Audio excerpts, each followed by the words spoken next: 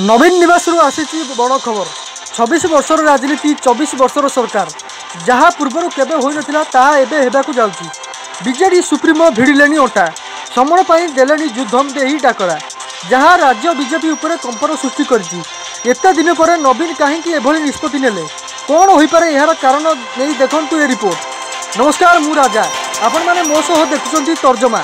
विजु जनता दलर नेता भावी पारुनांती सतरे कौन नवीन एपरी करि परिबे यह कौन संभव ताहले एत दिन पर्यंत कहीं नीरव थिले एमिति प्रश्न बीजेडी नेता मन में आसुवा बेले नवीन निवास जहाँ खबर आसी बीजेडी नेता कर्मी को आश्चर्य कर समय आसी नाला से नवीन ए निष्पत्ति नहीं नथिले।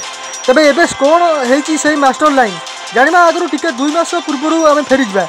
निरपेक्ष शासन करुवा बीजेडी 24 वर्ष भाव में लोकों सुख दुखे सामिल होता लोकों विश्वास जीति पार्थिला। जनता नवीन को तांकर सुपर सीएम बोली भावी नहीं एबे भी भावुं। तेबे चलित वर्ष में पराजयर स्वाद चाखा पड़ी।